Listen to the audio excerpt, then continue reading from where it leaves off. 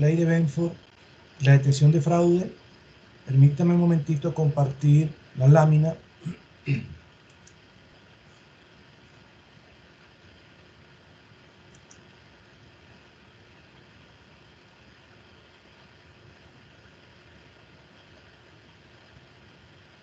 ¿Sí se está viendo la lámina, por favor? Sí, señor. Adelante. Muchas gracias.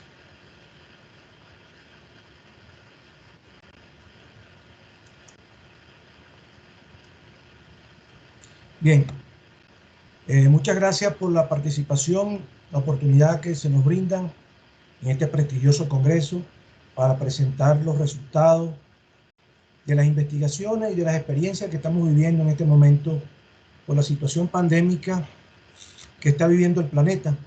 Es algo planetario, no podemos, digamos, evadirlo, sencillamente afrontarlo de una manera que nos ayude a todos, ¿no?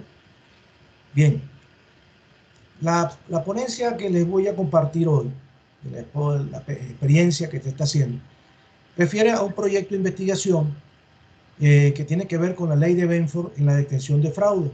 Específicamente, en la investigación, queremos ver si es posible aplicar la ley de Benford y sus números anómalos en la detección de fraude cuando hacemos la aplicación de encuestas.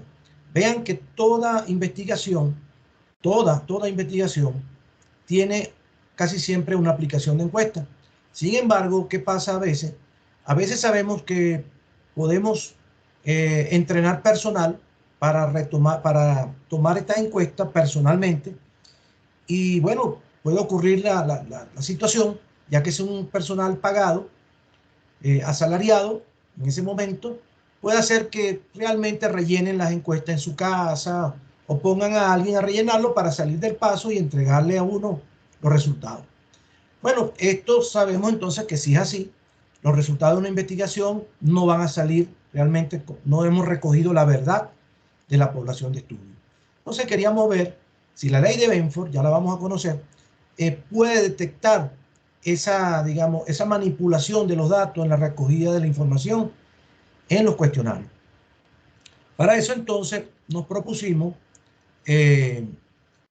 digamos, hacer una indagación heurística bibliográfica para conocer más de ella, ¿no? Es la primera, esto es lo que le voy a poner la primera etapa del proyecto.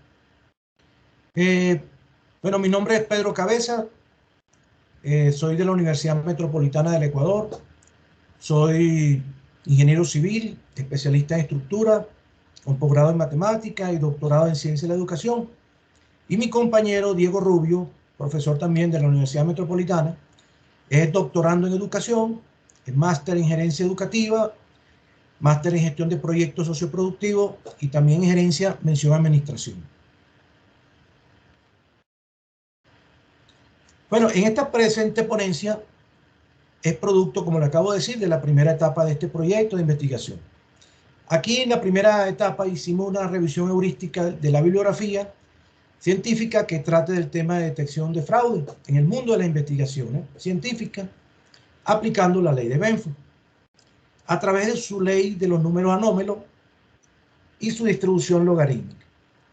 Bueno, se revisó parte de la población documental bibliográfica disponible como parte de la muestra, sin pretender agotar dicha revisión, lográndose llegar a dar respuesta a la meta fijada como conclusión de que la ley de Benford sí es posible su aplicación en la detección de fraude.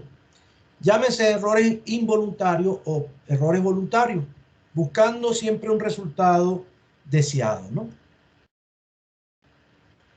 En el mundo de la investigación científica siempre es necesario la confiabilidad de la investigación y los resultados que arrojen de ella y sus hallazgos, los cuales van a dar cuenta de las aplicaciones en los campos de la vida diaria y sus ciencias aplicadas.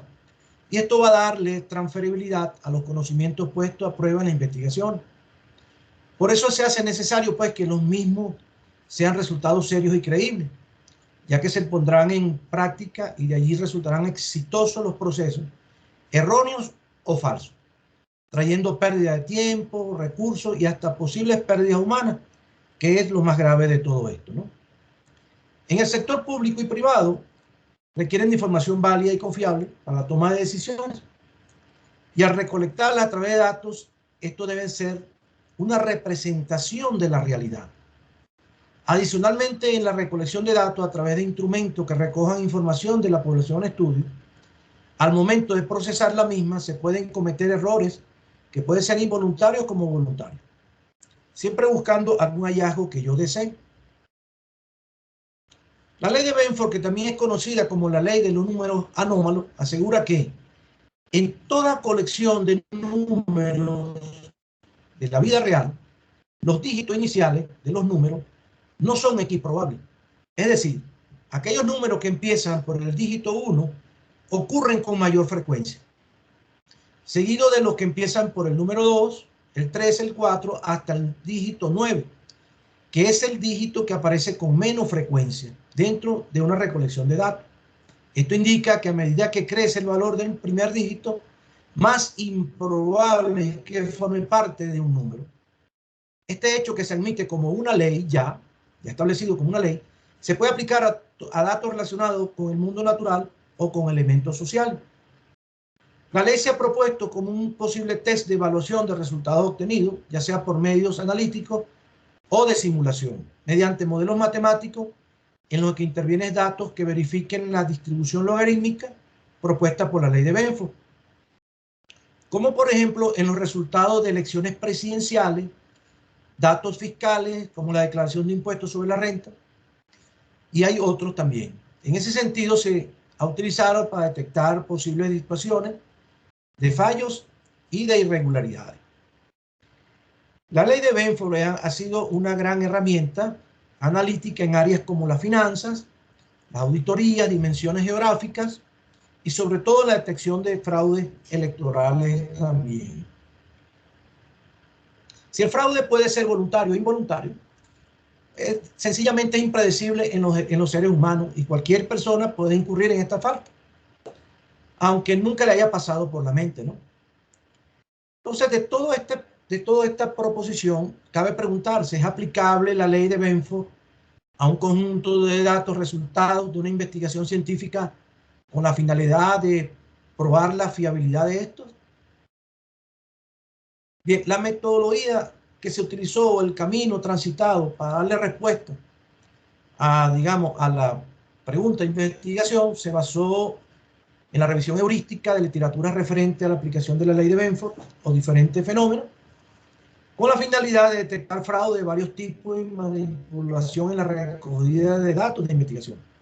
Se apoyó en una investigación con base documental con el propósito de ampliar y profundizar toda la aplicación de la ley de Benford en la detención de fraude en la investigación científica, basándose en fuentes bibliográficas y documentales existentes del tema en estudio.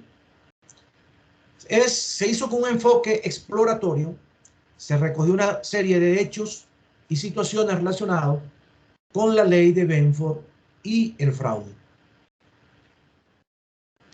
Dentro de los resultados, entonces, de lo que se hizo, la ley de Benford se puede decir que fue enunciada en 1938, también conocida como la ley de los números anómalos, que afirma que una serie de números de la vida real, los dígitos iniciales de los mismos no tienen la misma probabilidad. Es decir, que los números que empiezan por el dígito 1 tienen mayor frecuencia de aparición, seguido de los que empiezan por el número 2, así sucesivamente hasta el 9, que es el que tiene menos probabilidad de aparecer. Esto quiere decir que mientras aumenta el dígito, es menos frecuente que o probable de que este número aparezca.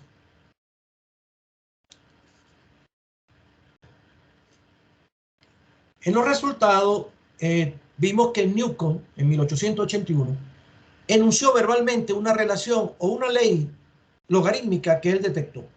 Él trabajaba con muchos ábacos, o ábacos que siempre, digamos, se usaban mucho cuando se usaba la regla de la famosa, digamos, regla aritmética, donde no existía una calculadora.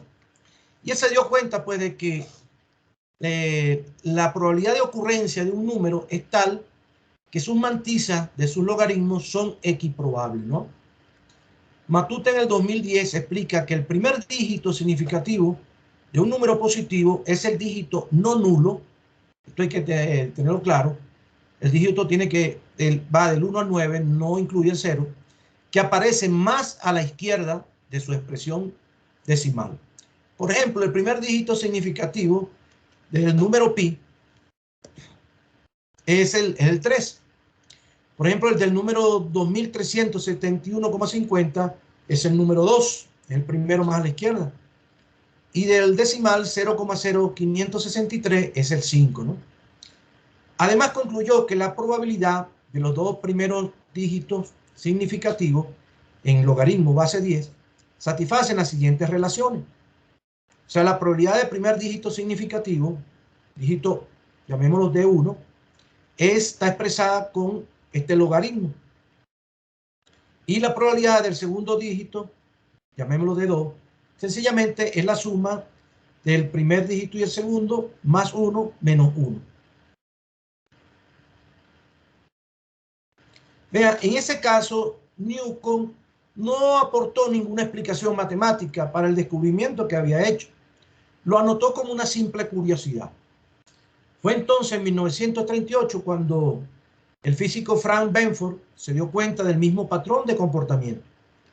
Benford estudió 13.779 números de 17 muestras de tipos fluviales, constantes, matemáticas, química, magnitudes físicas y químicas, direcciones de personas, entre otros. Con esos datos determinó la frecuencia de aparición del primer dígito en cada una de las muestras y calculó el promedio de todas juntas. Benford encontró pues que, aún mezclando los datos, que los resultados encajaban en la ley en que Newton había descubierto años atrás. Vean, entonces él pudo tabular que el 30% empezaba por el 1. Aquí en esta gráfica podemos ver a simple vista, pues de que el dígito 1 tiene una frecuencia de aparición de un 30%, casi un 31%, que el dígito número 2 tiene una frecuencia de aparición casi de un 18%. El dígito 3 tiene una frecuencia de aparición del 13% aproximadamente. Así hasta el 9, que tiene como un 4% de aparición. Todavía Benford no tenía una explicación sobre estos resultados. Sin embargo, Pickham en 1961, un matemático de Nueva Jersey, en los Estados Unidos, contribuyó a la explicación de estos resultados, suponiendo que debería existir una ley de frecuencia de dígitos que debería ser por lo mínimo universal, indistintamente si se mide en qué unidad se está midiendo, si unidades pues en dólares, colones o yenes, o si se miden longitudes en centímetros, pulgadas, metros o en kilómetros. Esto lo llamó él la invariabilidad. No importa la unidad con que esté midiendo el fenómeno. Siempre los dígitos del 1 al 9 van a tener esa probabilidad de aparición. Entonces, la expresión de la ley de Benford establece que la probabilidad de que el primer dígito de una magnitud sea un dígito determinado n es esta que está acá, esta formulita que está acá, ¿no? El logaritmo en base 10, la probabilidad de que un número n aparezca es sencillamente 1 sobre 1 sobre n, o sencillamente aplicando propiedad de logaritmo tenemos esto que está acá, con n entre 1 y 9. Por ejemplo, de que la probabilidad de que los dos primeros dígitos del par 37, yo quiero calcular esa probabilidad. Entonces vean ustedes que lo que hago es sencillamente evaluar la formulita con n37, multiplicar por 100 y me está dando que la probabilidad de que estos dos primeros dígitos, 37, aparezca en un cúmulo de datos cuantitativo es del 1,16%. O sea, bastante baja, ¿no? Ahora, presento los hallazgos pues de que se consiguieron donde ha sido aplicada la ley de Benford para darle, digamos, confiabilidad y robustez a la investigación, ¿no? En estos resultados vamos a iniciar con Anrunat en 2020. Concluye que la ley de Benford es una de las técnicas más que fueron más subestimadas y ampliamente utilizadas, que se utilizan comúnmente en diversas aplicaciones. Vea que este impuesto en los Estados Unidos, el IRS, no confirma ni niega el uso de la ley de Benford para detectar cualquier número de manipulaciones en la declaración de impuestos sobre la renta. Al otro lado del Atlántico, la Unión Europea es muy abierta y reivindica con orgullo el uso de la ley de Benford.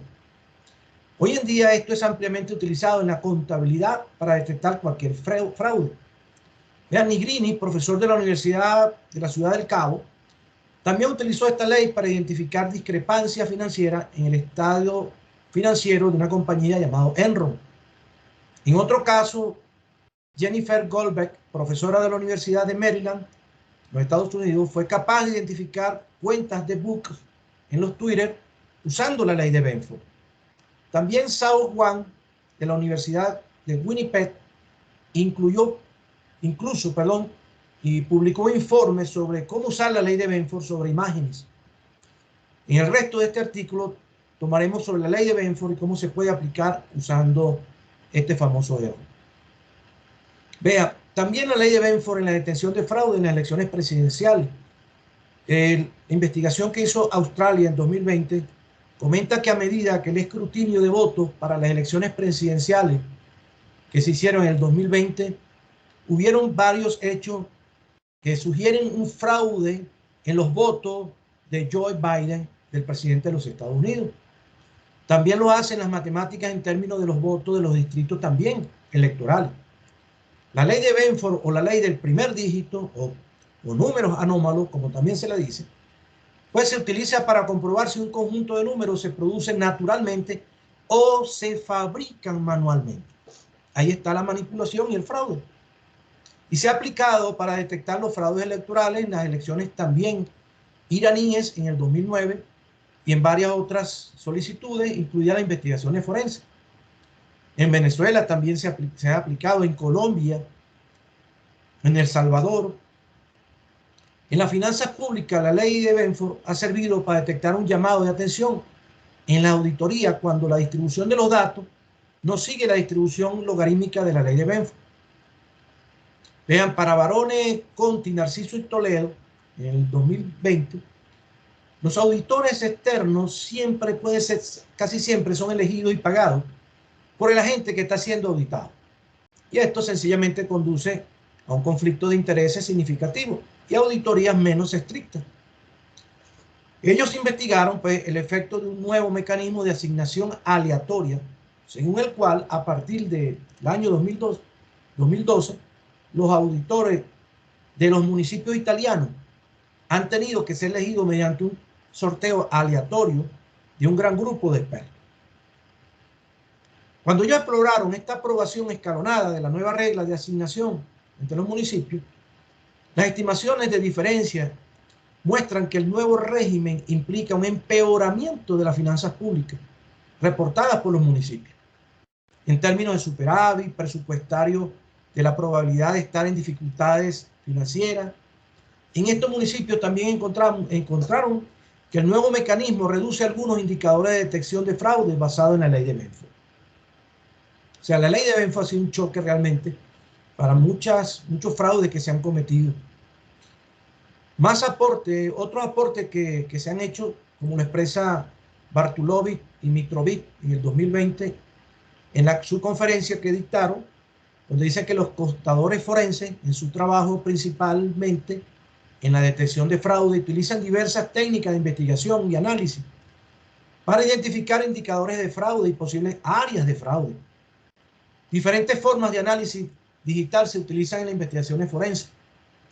Y una de las formas de análisis digital que ha ganado una aplicación significativa en el campo de la auditoría ha sido, pues, en el campo de la contabilidad forense, en la ley de Benford. Y al analizar los diversos conjuntos de datos que acompañan a la distribución de Benford, los expertos forenses identifican anomalías y desviaciones en la ley de Benford y proporcionan orientación sobre las áreas donde se requiere investigaciones forenses más detalladas. Porque eso es lo que hace la ley de Benford. Ella llama la atención, es como un bombillo que se prende y dice, en tal área hay algún problemita, está como una alarma. Entonces allí los auditores tendrán que profundizar más en esa área, a ver qué está pasando. Vean, también en la aplicación estadística, mismo investigador de apellido Benford, por casualidad, en 2020, comenta que la motivación que lo llevó a escribir ese artículo fue doble. En primer lugar, dice que cree que la teoría de las variables aleatorias de Benford y el análisis de Benford de una variable aleatoria positiva son interesantes y merecen ser más conocidas, dice él. Y en segundo lugar, cree que el análisis de Benford proporciona una ilustración realmente excelente de la utilidad de las series de Fourier, series matemáticas, y se transforman, y revela ciertas interconexiones entre series y transformaciones que no son obvias de la forma habitual en que se introducen estos temas.